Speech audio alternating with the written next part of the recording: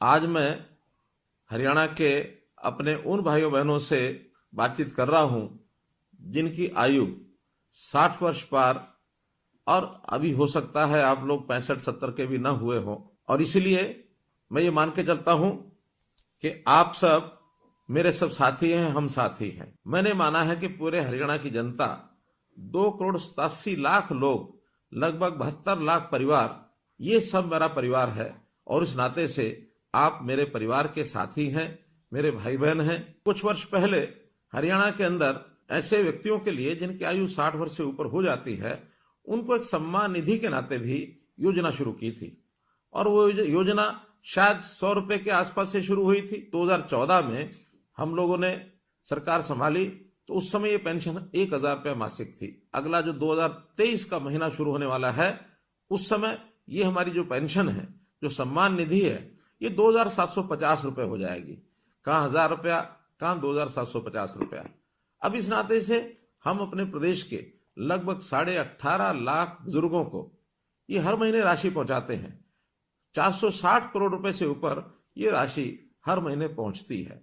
अब दो ही कंडीशन है किसी भी बुजुर्ग की वो पेंशन शुरू हो, या तो व्यक्ति 60 वर्ष का हो गया है और या फिर जो 60 वर्ष का हुआ है वो दोनों पति पत्नी की आय ये 2 लाख रुपए से कम होनी चाहिए। हमें लगा 2 लाख रुपया ये कम है, तो इस अगले महीने से हमने इस आय को भी बढ़ा करके 2 से 3 लाख रुपया कर दिया है। जिस महीने में 60 वर्ष का व्यक्ति हो जाए उसको तुरंत अगले महीने से अपने आप पेंशन शुरू हो जाए।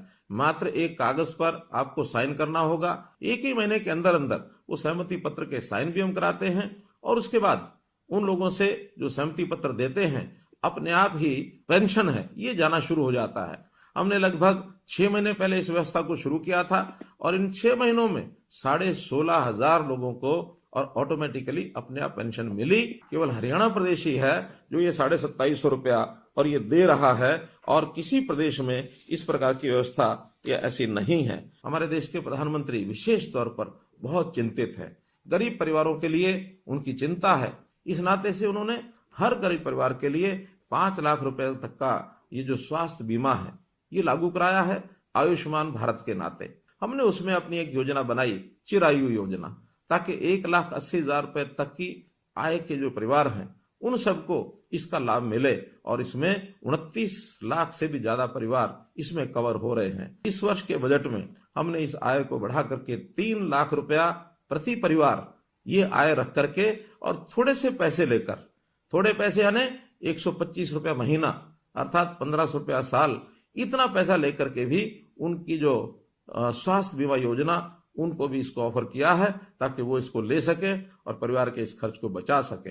एक वर्ग ऐसा हमको ध्यान में आया कि आयु भी 80 वर्ष से ऊपर है, अकेले रहते हैं और उनकी अपनी इनकम हमारे डाटा के हिसाब से 25,000 रुपए से कम है।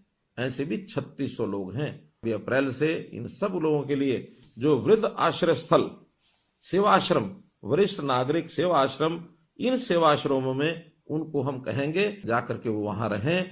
अगर वो सहमत होंगे उन सबको हम इन सेवा आश्रमों में रखेंगे। कोई गरीब परिवार है उसकी हर प्रकार की चिंता, राशन कार्ड के नाते से ऑटोमेटिक राशन बनते हैं। अगर किसी परिवार के सिर पर छत नहीं है, प्रधानमंत्री आवास योजना के अंतर्गत उनको मकान मिलता है। कोई व्यक्ति बीमार होता है तो उसको आयुष्मान के नाते या चिरायु योजना के नाते 5 लाख रुपए तक उसकी बीमा की भी चिंता हम करते हैं। उनके बच्चों की पढ़ाई की भी हम चिंता करते हैं। और तो और कोई व्यक्ति आगे चल करके भी बीमार न हो, उसका स्वास्थ्य जांच जरूर हो, इसके लिए भी निरोगी योजना बनाई गई है।